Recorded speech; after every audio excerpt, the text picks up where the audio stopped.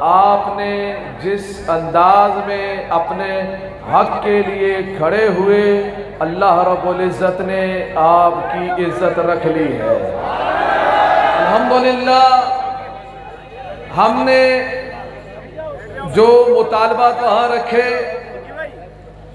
उनमें से एक मुतालबा वो ये था कि हमारे उम्मीदवारों को उनके घरों से उनको अगवा किया जा रहा है और उनको डराया जा रहा है, ज़बरदस्ती उनको धमकाकर उनको अपनी नशिस्त से हटाया जा रहा है। तो इस हवाले से जो हमारे उम्मीदवारान को परेशानी थी, जो जालिम डाकू जाबिर जो हमारे उम्मीदवारान पर जुल्म कर रहे थे, ज़बरदस्ती इनको बिठा रहे थे, अंदरूनी सिंध के अंदर जो परेशान कर रहे थे, अल्हम्दुलिल्लाह आज हमने बाकायदगी से सूबाई इलेक्शन कमिश्नर के साथ जो मीटिंग की है, उसमें हमने ये इस बात का फैसला हुआ है कि उन डाकुओं के खिलाफ सख्त कानूनी कार्रवाई की जाएगी।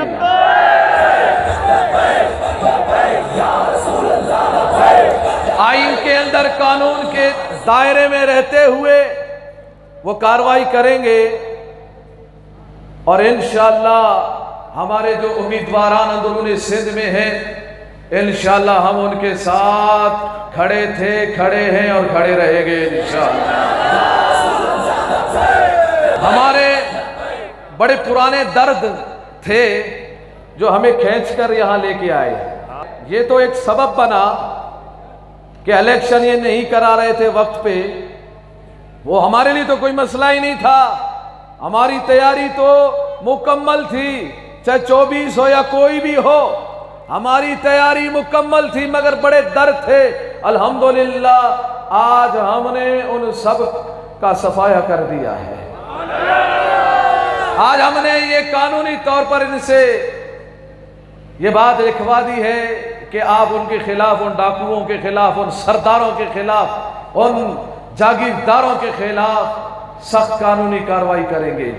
और जहां भी धांधली हो, ये प्रेसिडिंग ऑफिसर्स की जानिब से जो धांधली होती है या दूसरों की जानिब से जो ठप्पे लगाते हैं या बैलेट बॉक्स को ये तब्दील करते हैं, किसी भी तरीके से जो धांधली की जाती है, इसके लिए पहली मर्तबा पूरे पाकिस्तान में पहली मर्तबा सिंध सूबाई इलेक्शन कमीशन में एक बाकायदगी से इंक्वायरी कमेटी बनाई जाएगी, एक कंट्रोल रूम बनाया जाएगा और उस कंट्रोल रूम में जो यहां पर कायम होगा, कोई भी परेशानी लायक होगी, तहरीक लब्बैक का बाशिंदा यहां मौजूद होगा।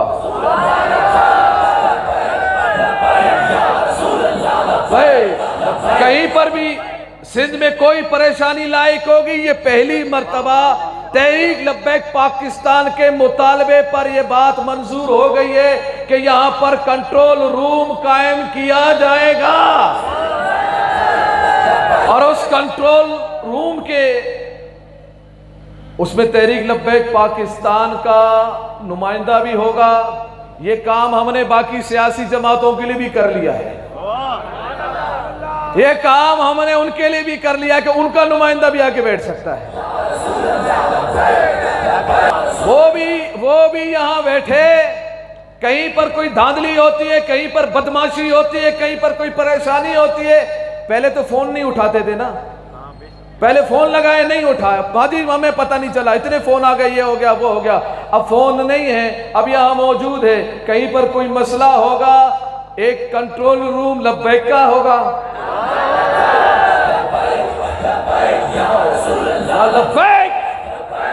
और एक ये के डीएमसी और केएमसी में कराची के एक सियासी पार्टी के लोग मौजूद हैं, जो कि अपने उस इदारे का गलत फ़ायदा और अपने ओहदे का गलत फ़ायदा लेते हुए तहरीक लब्बैक पाकिस्तान के बैनर उतार रहे हैं, बिल्कुल हमारे झंडे उतार रहे हैं।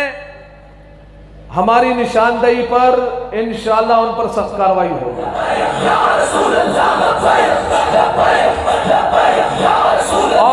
और एक खास बात, ये जब भी कोई फैसला करते हैं तो तहरीक लब्बैक पाकिस्तान को फैसले में नहीं रखते, खुद से फैसला कर गए। तहरीक लब्बैक पाकिस्तान कराची की सबसे बड़ी जमात है। तहरीक लब्बैक पाकिस्तान कराची की सबसे बड़ी जमात है। और जो गली कूचे के चूड़े चमाड़ वाली जमात से तुम मशवरा करते हो, सबसे बड़ी जमात से क्यों मशवरा नहीं करते? क्यों फैसलों में नहीं बिठाते? अब जबकि तारीख को तब्दील किया गया, हमें क्यों नहीं बिठाया गया?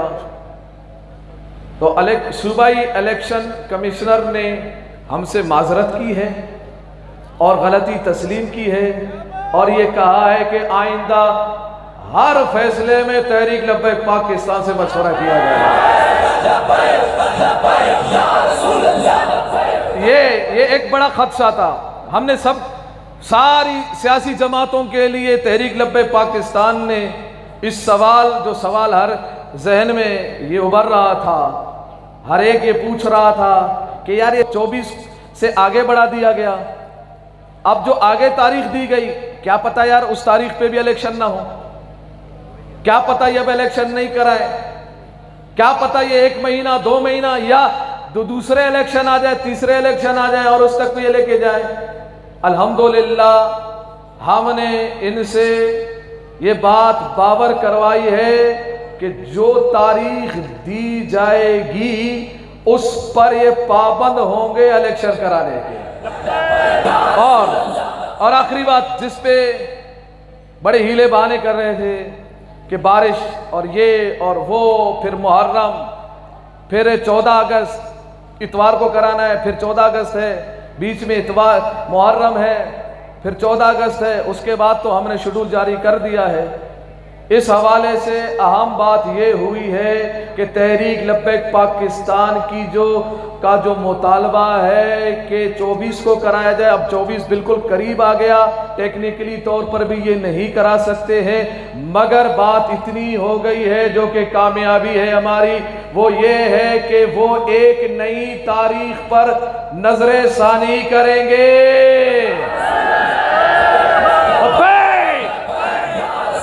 और एक और बड़ा मसला जो हमारे जब से हम इलेक्शन में आए हमें दरपेश है, वो है क्रेन और एक्सीवेटर।